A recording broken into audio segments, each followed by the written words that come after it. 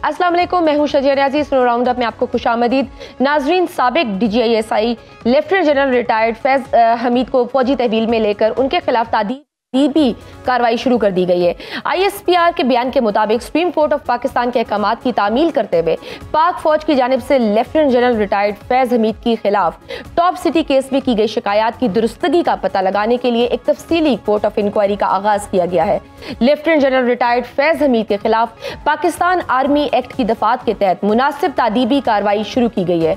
ISPR के बयान के मुताबिक उसके अलावा रिटायरमेंट के बाद पाकिस्तान आर्मी एक्ट की खिलाफ वर्जी के मुतअद्दिद वाकयात भी सामने आए हैं। फील्ड जनरल कोर्ट मार्शल का अमल शुरू कर दिया गया है। जमीनी हकायक ये बताते हैं कि सुप्रीम कोर्ट ने 8 नवंबर 2023 को एक निजी हाउसिंग सोसाइटी के मालिक की जानिब से जनरल रिटायर्ड फैज हमीद के खिलाफ दरख्वास्त निपटाते हुए रिमार्क्स दिए कि साबिक DGISI और उनके मावनीन के खिलाफ शिकायत के अजाले के लिए वजारत दफा समेत मुताल्लिका फोरम से रुजू करें।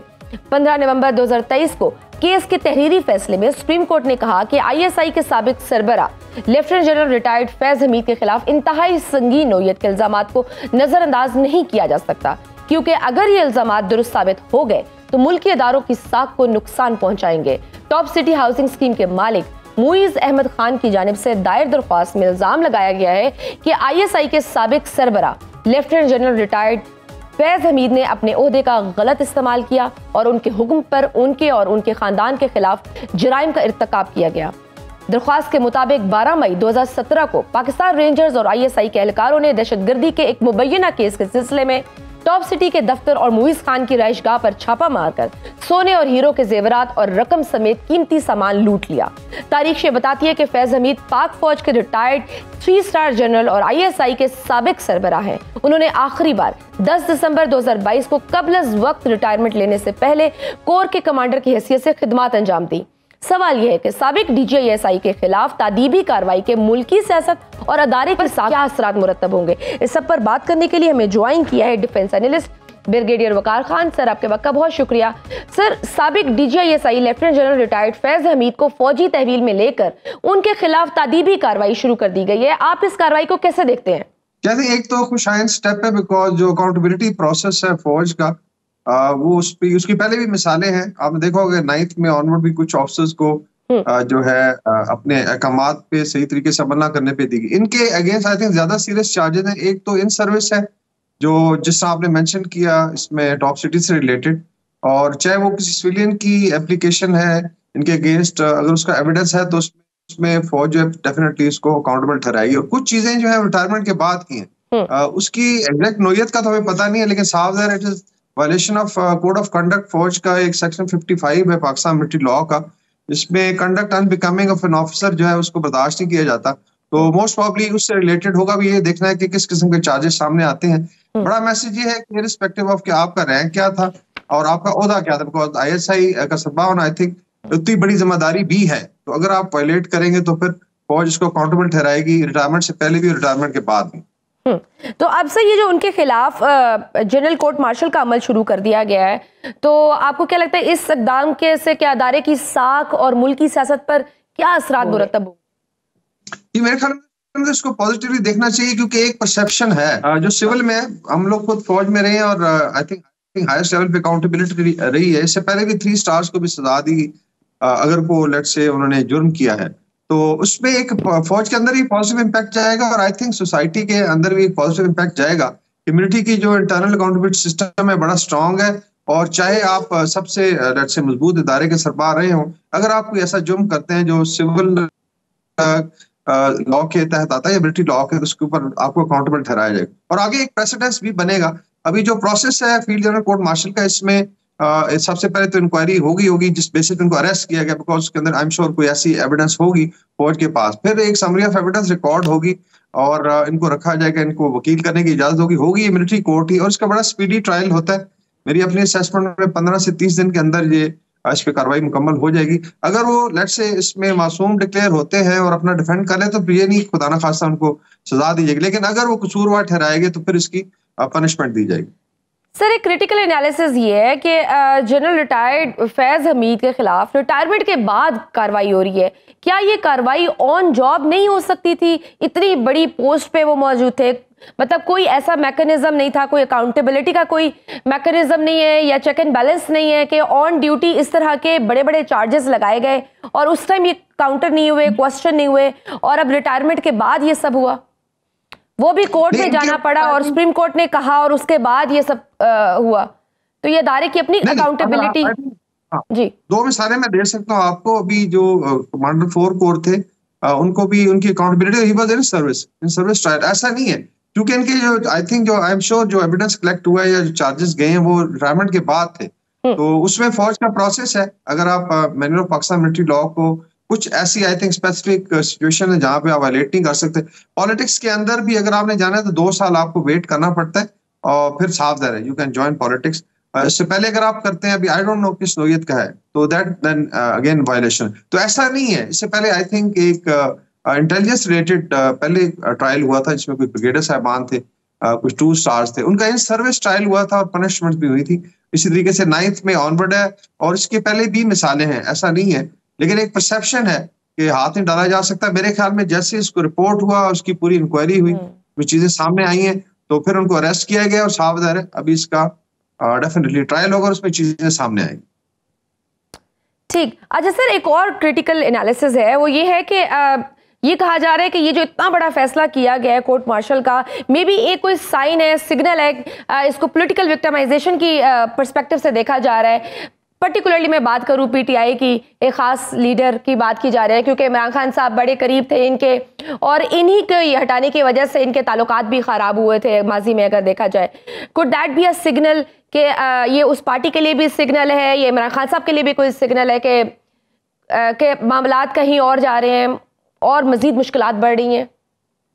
ये मेरे ख्याल में इंटरप्रिटेशन है। देखिए, इसमें तो पॉलिटिकल जो पार्टीज हैं वो अपने कंक्लूजन ड्रॉ कर सकती हैं, लेकिन फौज का जो अकाउंटेबिलिटी प्रोसेस है वो दैट इज आई थिंक जो विद इन उन्होंने किया है, उसके I think one should appreciate कि अगर कुछ सीरियस चार्जेस पे उसका एहतसाब किया जा रहे हैं सीनियर ऑफिसर्स का, और फिर पोजीशन उनकी देखा जाए तो one of the strongest position रही है उनकी पाकिस्तान में। तो बाकी इसको अगर कोई लिंक करना चाहे जी कि कोई मैसेज है एंड ऑल दैट, साफ है उनके अगेंस्ट भी अगर कोई चार्जेस हैं तो वो कोर्ट्स में ही प्रूव होने या हो चुके हैं, या अगर उन्होंने अपील करनी है तो इसको लोग लिंक कर भी सकते हैं। मैं ये नहीं कह रहा बिकॉज इस टाइम पे आया, बिकॉज आगे जो है उनका कुछ ट्रायल रहता है इमरान खान का, लेकिन मेरे ख्याल में this is a stronger message for the military itself. अच्छा सर, लास्ट क्वेश्चन जानना चाहूंगी, ये बताइए ये जो ISPR की जो प्रेस रिलीज है और ये फैसला है इंटरनेशनली कैसा देखा जाएगा? पर्टिकुलरली अगर मैं बात करूं इंडियन मीडिया में इस चीज़ को कैसे परसीव किया जाएगा? क्योंकि एक साबिक DGISI लेफ्टिनेंट जनरल जो कि एक बहुत पोटेंशियल कैंडिडेट थे आर्मी चीफ के लिए भी,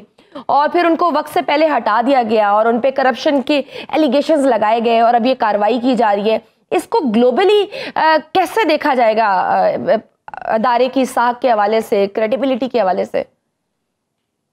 जी, मेरे ख्याल में अकाउंटेबिलिटी जो है वो कहीं भी हो, चाहे वो वेस्टर्न कंट्रीज हैं, भारत का डेफिनेटली इसके ऊपर अपना वर्जन होगा, they can put it up.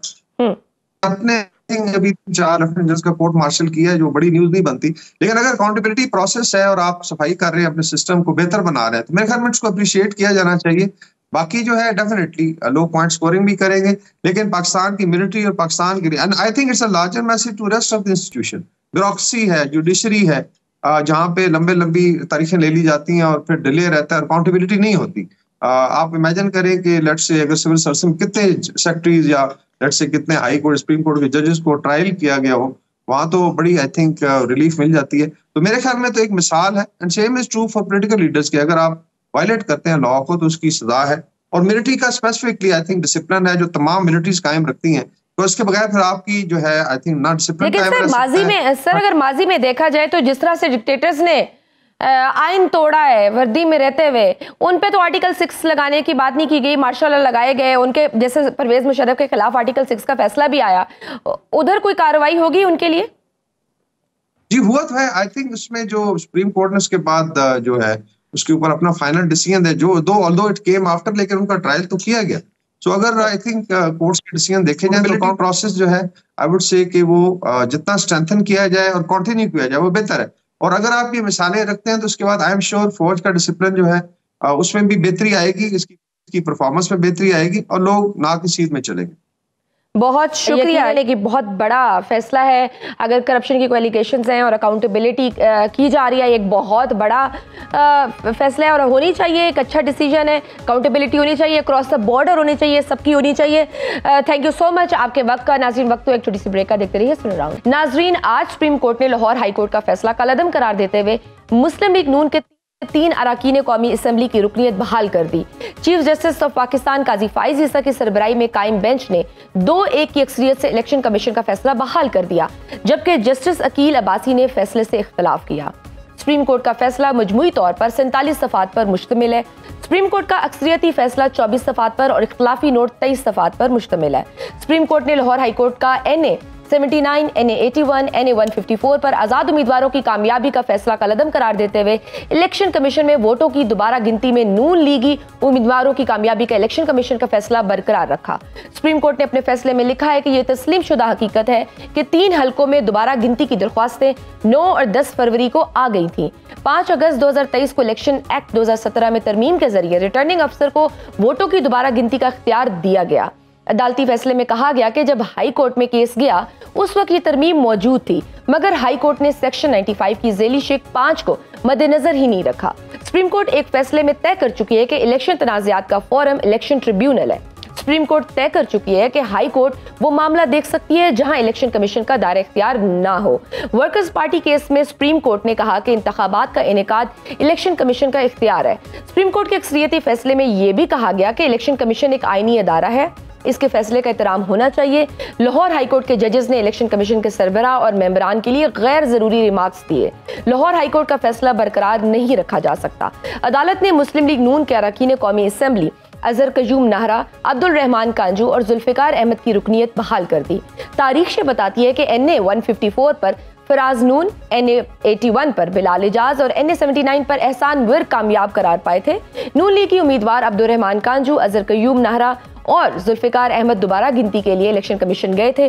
दोबारा गिनती के बाद इलेक्शन कमीशन ने नून लीग के तीनों उम्मीदवारों को कामयाब करार दिया था, जिसके बाद इलेक्शन कमीशन के फैसले को आजाद अरकान ने लाहौर हाई कोर्ट में चैलेंज किया था। लाहौर हाई कोर्ट ने इलेक्शन कमीशन का फैसला कलअदम करार देकर आजाद उम्मीदवारों को कामयाब करार दिया। लाहौर हाई कोर्ट के फैसले के खिलाफ नून लीग के अरकान ने सुप्रीम कोर्ट से रुजू किया था। सुप्रीम कोर्ट का कौमी असम्बली की 3 नशिस्तों से मुतालिक फैसला एक ऐसे वक्त में आया कि जब हुकूमत ने कानून साजी के जरिए सुप्रीम कोर्ट के तहरीक इंसाफ की मखसूस नशिस्तों से मुतालिक फैसले पर अमल दरामद को एक सवालिया निशान बना दिया। चंद रोज कबल सुप्रीम कोर्ट के जज जस्टिस मंसूर अली शाह ने इस्लामाबाद में अदालती फैसलों पर अमल दरामद में दरपेश चैलेंजेस पर काबू पाने के उन्वान से तकरीब से खिताब करते हुए कहा कि ऐसा कभी नहीं हो सकता कि सुप्रीम कोर्ट के फैसलों पर अमल दरामद ना हो, ये आइन की खिलाफ वर्जी होगी। सुप्रीम कोर्ट के फैसलों पर अमल दरामद रवायत नहीं बल्कि लाजमी तकाजा है और सुप्रीम कोर्ट को ये अथॉरिटी कहीं और से नहीं बल्कि आइन से हासिल होती है। आइन कहता है कि ये फैसला है और इस पर अमल दरामद होना है और यही तरीका है। जस्टिस मंसूर अली शाह ने यह भी कहा कि अगर कोई नया निजाम लाना चाहते हैं तो बना ले, मामलात इस तरह नहीं चलेंगे, या फिर सारा स्ट्रक्चर तब्दील कर दे, कुछ और बना ले। लेकिन इस वक्त जो आइन है उसका जो स्ट्रक्चर है उसके मुताबिक तो यही होता है। जस्टिस मंसूर अली शाह के मुताबिक किसी के पास चॉइस नहीं है कि वो उसको जज करे कि ये फैसला ठीक है या नहीं। ये इख्तियार सिर्फ और सिर्फ सुप्रीम कोर्ट के पास है कि उसने जो फैसला कर लिया उसको तस्लीम करना होगा और ये इस मुल्क का सिस्टम है। अब सवाल यह है कि क्या सुप्रीम कोर्ट की मखसूस नशिस्तों से मुतालिक फैसले पर अमल दरामद होगा? क्या कानून साजी के जरिए अदालती फैसलों को रोका जा सकता है?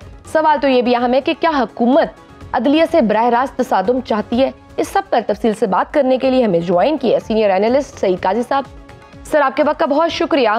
सर, आज सुप्रीम कोर्ट ने लाहौर हाई कोर्ट का फैसला कलअदम करार देते हुए मुस्लिम लीग नून के 3 अरकान कौमी असम्बली की रुकनीत बहाल कर दी है। आप आज के अदालती फैसले को कैसे देखती हैं? 3 नशिस्तें कम होने से तहरीक इंसाफ को कितना बड़ा धचका लगेगा?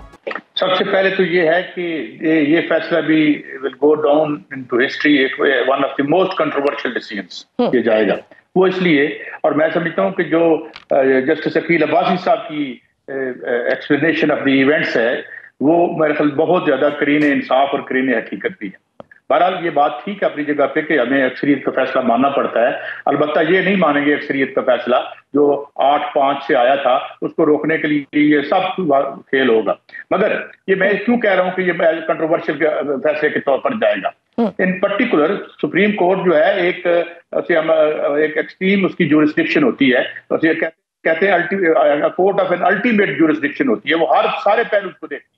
पर्टिकुलरली जो ये पतन की रिपोर्ट आई है दो सीटों के बारे में, उसके बाद तो ये जो आरओ का जितना रोल है वो उस वक्त तक इंतहाई कंट्रोवर्शियल और एक मशकूक रहेगा जब तक या तो इसे चैलेंज करके ये सारा खोला नहीं जाता, क्योंकि इस रिपोर्ट में ये जो बनाई गई है वो तमाम फैक्ट्स एंड फिगर जो है इलेक्शन कमीशन के उस लिए गए हैं उस वेबसाइट से, जो उन्होंने खुद पोस्ट किए थे और जो सुना है आजकल उन्होंने फिर हटा ली है। सवाल ये है कि 8-5 का जो फैसला आया था, भाई चले आप पीटीआई को ना दें, पीटीआई की नहीं है, किसी की भी नहीं है, वो इनकी कैसे है, मुस्लिम लीग नून की वो कैसे हैं, वो अपना पीपल्स पार्टी की कैसे हैं, देखे ना मुतनासिब नुमाइंदगी के तहत मिलनी है, तो भाई इनको चलो ना दें, उनको नल एंड वाइड कर दे, परे फेंक दें, वो इनकी झोली में आप दे रहे हैं, तो इससे ये चीजें जरा मशकूक सी हो जाती हैं। और क्लैरिटी के लिए मैं फिर दोबारा कहूंगा कि सरवर बारी साहब की रिपोर्टों को बुलाया जो है वो तलब किया जाए और देखा जाए, तो मेरे ख्याल में अगर वो रिपोर्टें ठीक है जो बजाय अल्फादी और नजर में ठीक लगती हैं, तो मेरे ख्याल में अथॉरिटीज अगर इस सारे इलेक्शन को नल एंड वाइड कर दें तो ये ऐन करीने इंसाफ होगा। अच्छा सईद काजी साहब, बेशक चीफ जस्टिस ऑफ पाकिस्तान ने बड़ा कैटेगोरिकली कहा कि इलेक्शन कमीशन एक आईनी अदारा है और हमें आईनी सरबराह जो होता है उसके भी एहतराम हम पे लाजिम है, नो डाउट कि हम पे एहतराम लाजिम है। तो लेकिन जब आप 12 जुलाई के फैसले की बात करें तो उसमें बड़ा कैटेगोरिकली बड़ा क्लियरली उन्होंने ये चीज़ एक्सेप्ट की तमाम जजेस ने कि इलेक्शन कमीशन ने गलत इंटरप्रिटेशन की थी, जो था इंतखाब का निशान था उसकी गलत इंटरप्रिटेशन की थी। कोई उधर भी कोई अकाउंटेबिलिटी होगी इलेक्शन कमीशन की या नहीं? देखिए, अकाउंटेबिलिटी करना तो उनका ही काम है, मगर हम ये कह सकते हैं कि जब आप कहते हैं कि हमारी जो इंटरप्रिटेशन ही गलत की गई, आप इस गलत इंटरप्रिटेशन जिसकी वजह से इस हद तक सियासी बुरान क्रिएट हो गया है। बिल्कुल नहीं, मैं इससे अलग बात कर रहा हूँ। बुरान तो क्रिएट हुआ, बुरान तो कभी खत्म ही नहीं हुआ 70 सालों में, मगर 75 सालों में, मगर ये कि उस डिस्टॉर्शन के बाद या उस गलत इंटरप्रिटेशन के बाद, यूं कह लें, सुप्रीम कोर्ट डिस्टॉर्शन का लफ्ज मैं वापस लेता हूं क्योंकि सुप्रीम कोर्ट ने कहा था गलत, तो उसके बाद जितने फैसले उसको बुनियाद बना के किए गए वो सारे नल एंड वाइड होने चाहिए। चंद रोज कब सुप्रीम कोर्ट के जज जस्टिस मंसूर अली शाह ने उन्होंने कहा कि ऐसा कभी नहीं हो सकता कि सुप्रीम कोर्ट के फैसलों पर अमल दरामद ना हो, ये आइन की खिलाफ वर्जी होगी। मैं तो ये कह रहा हूं कि इस पे अमल दरामद करें, अमल दरामद पे तो कोई इनकार नहीं, मगर as a citizen of Pakistan मेरा ये आईनी हक है कि मैं इस फैसले के हुस्न खुबा पे बात कर सकता हूँ। मैं ये कह सकता हूँ कि मेरी नजर में ये फैसला ऐसा नहीं, ऐसा होना चाहिए था, without involving the person of the honourable जजेस। मैं फैसले के ऊपर आईनी तौर पर मैं बात कर सकता हूँ।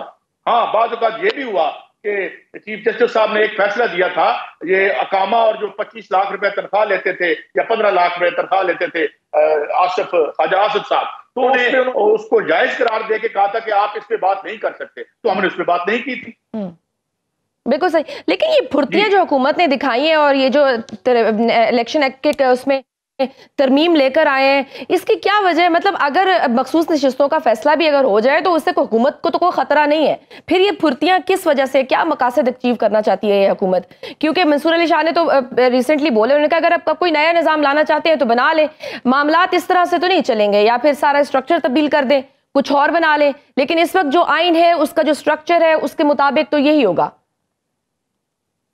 देखिए, मुझे नहीं पता ये क्या करना चाहते हैं, लेकिन जो हवा में बातें चल रही हैं, क्योंकि मैं तो रिपोर्टर नहीं हूं, मैं तो लेकिन ये लग रहा है कि वही कोई तरमीम लाना चाहते हैं, कोई एक्सटेंशन की बातें भी हो रही हैं एनडीए है, उसके लिए आपको 2/3 मेजॉरिटी चाहिए।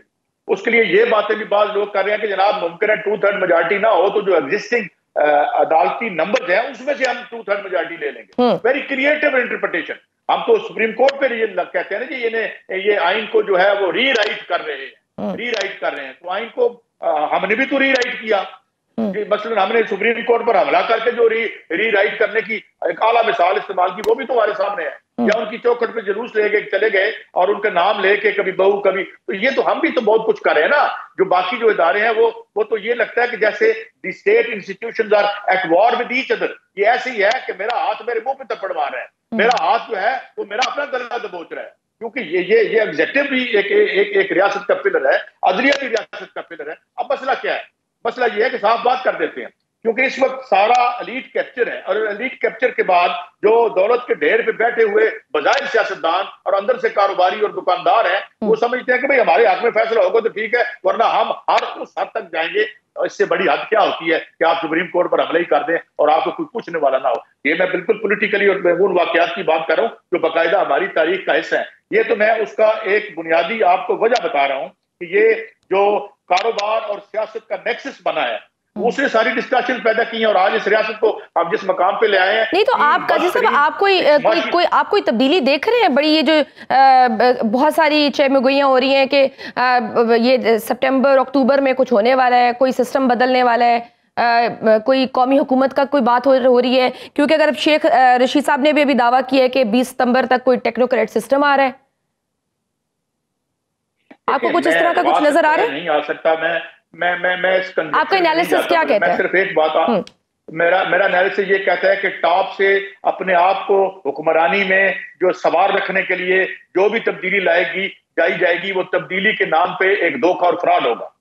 जो आप टॉप पे बैठ के जायज नाजायज तरीके से पावर के साथ क्लिंग और चिमट रहने की जो कोशिशें और काबशें होंगी, तब्दीली नीचे से आती है। बंगाल में, मशरकी बंगाल में या बांग्लादेश में तब्दीली नीचे से आई है। लोगों के, उन्होंने अपने हाथ से नहीं अपने पांव से वोट डाले हैं। तो उसके बाद हमने देखा कि तमाम जो वहां की ताकतें थी, जो तमाम वो वहां की जो फौज थी या वो थी, वो सारा उन्होंने कहा हो जनाब की करना जी, तो बैठ गए थे। तो इसलिए ऊपर से जो तब्दीली होगी वो अपना स्किन सेव करने के लिए होगी, उसमें आवाम के लिए कुछ भी नहीं होगा। जबकि वज़ीर-ए-आज़म शहबाज शरीफ तो कहते हैं कि हुकूमत, अदारे और सिपह सलार ये यकजान दो कालिब की तरह हैं। जितना ताउन हुकूमत और आईनी इदारों के दरमियान आज है वो पहले कभी नहीं दिखाया। Do you agree with this? देखिए, मैं ये समझता हूँ कि अच्छी बात है, ये ऐसा होना चाहिए अगर ऐसा है तो, और बाजार लगता भी है। मगर इस वक्त तो लगता है कि जितनी ताकत है, सारी की सारी ताकत है, वो अवाम को क्या प्रोटेक्ट करेगी? वो तो 40 खानदानों को प्रोटेक्ट कर रही है जिनकी IPPs है। कभी मुझे डर लगता है कि कहीं ये ऐलान ना कर दें कि ये आपका मजहबी फरीजा है कि आपने 5 गुना बिल देना है, जो बिजली इस्तेमाल की है आपने उसका 7-8 गुना देना है, तो ये आप पर लाजिम है। खुदा न खास्ता नऊज़ुबिल्लाह मिन ज़ालिका नक़्ल कुफ्र नबाशत, कोई हम पे फतवा ही ना लग जाए कि खबरदार इसके खिलाफ तुमने बात की। तो सारी रियासत उनका तहफ़्फ़ुज़ कर रही है, हमारा बेड़ा गर्क कर रही है। तो आपस में मिलकर जो करते हैं करते रहे, और देखेंगे तारीख का मैदान सजता है या हम इसी एक बदनसीब कौम की तरह जिंदा रहते हैं, क्या होगा। मगर ऊपर से आने वाली हर तब्दीली जो है एक मखसूस टोले के मफाद में होगी, आवाम से उसका लेना देना नहीं है। इस्टेब्लिशमेंट और इमरान खान के दरमियान ताल्लुकात में कोई बेहतरी का कोई इम्कान आपको नजर आ रहा है? कुछ मुज़ाकरात हो रहे हैं, कुछ कहाँ को जाएगा ये बहरान खत्म होगा कि नहीं? दुनिया दश्ते इम्कान है, इसमें कुछ भी हो सकता है। ये कोई रूल आउट नहीं करता। ये कल की बात है, नवाज शरीफ साहब को जो है उतार दिया गया था, फिर उनको इन्हीं लोगों ने जो है वो टिकट लेके जहाज का बाहर भेज दिया, और रिपोर्टें जो है वो मुबैना तौर पर दे वर डॉक्टर्ड समवेयर, जहाँ पे रिपोर्टें चेंज हुई, वहां जाके वो अल्हम्दुलिल्लाह सेहतयाब हो गए, फिर वापस आके भी सेहतयाब हो गए, और अब बाद में उन्हें वजीर आजम नहीं बनाया गया। तो ये होता है, बात ये नहीं है। बात मेरी एक बात याद रखे, इसको ज्यादा इंटरप्रेट करने की कोशिश ना कीजिए। नहीं, वो तो कहते हैं मैं कोई डील नहीं करूंगा, बारहा वो कहते हैं। मैं ये कह रहा हूँ कि बिल्ली के पांव जब चलेंगे तो अपने बच्चों पे रख लेती है। इसलिए कोई परमानेंट नहीं होता, चीजें सिचुएशन के मुताबिक बदलती रहती हैं, बंदे एक्सपेंडेबल होते हैं, निजाम को कंटिन्यू रखना होता है। तो ये सिलसिला अभी चलता रहेगा जब तक ये निजाम इन प्लेस है। जी ठीक, बहुत शुक्रिया। एनालिस्ट सईद काजी साहब हमारे साथ मौजूद थे। नाज़रीन, वक्त एक छोटी सी ब्रेक का, देखते रहिए सुनो। वेलकम बैक टू सुनो राउंड अप। प्रोग्राम के इस हिस्से में हमें ज्वाइन किए PTI के सीनियर रहनुमा हामिद खान साहब। सर, आपके वक्त का बहुत शुक्रिया। सर, सुप्रीम कोर्ट ने लाहौर हाई कोर्ट का NA 79 और NA 81 NA 154 पर आज़ाद उम्मीदवारों की कामयाबी का फैसला कलअदम करार देते हुए इलेक्शन कमीशन में वोटों की दोबारा गिनती में नून लीगी उम्मीदवारों की कामयाबी का इलेक्शन कमीशन का फैसला बरकरार रखा है। यानी अगर हम यूं कहें तो तहरीक इंसाफ की कौमी असेंबली की 3 नशिस्तें अब कम हो गई हैं। PTI के लिए आज का फैसला कितना बड़ा धचका है? देखिए, ये फैसला ही बड़ा बुनियादी तौर पे गलत है, क्योंकि नीचे जितने फैसले थे हाई कोर्ट के, उन्होंने कहा था कि एक दफा नोटिफाई हो जाता है तो फिर उसके बाद ये आर्टिकल 199 के तहत केस नहीं हो सकता। और उसके अलावा ये था कि अभी तो गिनती हुई भी नहीं थी और गिनती हो भी नहीं सकती। इलेक्शन कमीशन कोई नोटिफिकेशन के बाद सिर्फ ट्राइब्यूनल ही एम्पावर है कि उसके बाद ऐसा ऑर्डर कर सके। इसलिए अव्वल तो इसका ये नतीजा नहीं हुआ, जरा सिर्फ ये फैसला ये है कि गिनती की जाए, लेकिन गिनती में तो इलेक्शन कमीशन बेईमानी करे ही करे। इन्होंने डब्बे भर दिए हुए इधर से उधर निकाल, क्योंकि वाजे तौर पे ये हारे हुए हैं कैंडिडेट। अब ये अगली स्ट्रेटजी इनकी पीएमएलएन की ये है कि इलेक्शन कमिश्नर मिलकर हम ये जो है इनके डब्बे, क्योंकि अब इलेक्शन कमीशन पूरी तरह उनका हिस्सा बना हुआ है ना पीएमएलएन का, उसकी पूरी कोशिश है कि हम सारे के सारे डिब्बे खोल के उनमें जाली वोट भर दें और उनके वोट निकाल दें। तो इसलिए ये this is part of A conspiracy.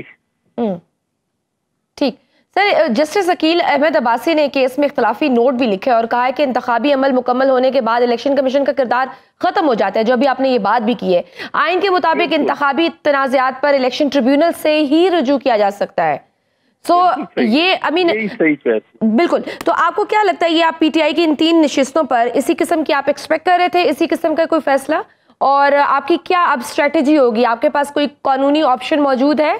आप सुप्रीम कोर्ट से रुजू करेंगे इस फैसले के बाद? यकीनी तौर पर हम करेंगे जी। हमारे पास रिव्यू की भी ये रेमेडी है और वो हम अवेल करेंगे, हमारे पास टाइम है। और ये फैसला बिल्कुल जितने पुराने फैसलों के खिलाफ है, जो जस्टिस अब्बासी का फैसला है ये एंड पुराने सारे फैसलों के मुताबिक है। ये काजी फाइज साहब पीटीआई के खिलाफ ऐसा हर केस खिलाफ फैसला किए जा रहा है, पता नहीं इसके क्या इरादे हैं। ठीक, उन्होंने मजीद अपने इख्तलाफी नोट में ये भी कहा है सुप्रीम कोर्ट में अपील के दौरान इंतखाबी तनाज़े पर फैसला नहीं दिया जा सकता। बिल्कुल बिल्कुल सही कहा। इस फैसले में आईनी और कोई कानूनी सकम नहीं कि मुदाखलत की जाए। बिल्कुल सही, क्योंकि हाई कोर्ट ने भी यही फैसला दिया था कि एक दफा एक मेंबर नोटिफाई हो जाता है तो उसके बाद सिर्फ और सिर्फ ट्राइब्यूनल के पास इख्तियार है कि वो इलेक्शन कमीशन जो नोटिफिकेशन है उसको सेटिसाइड करे आफ्टर टेकिंग एविडेंस और हर चीज।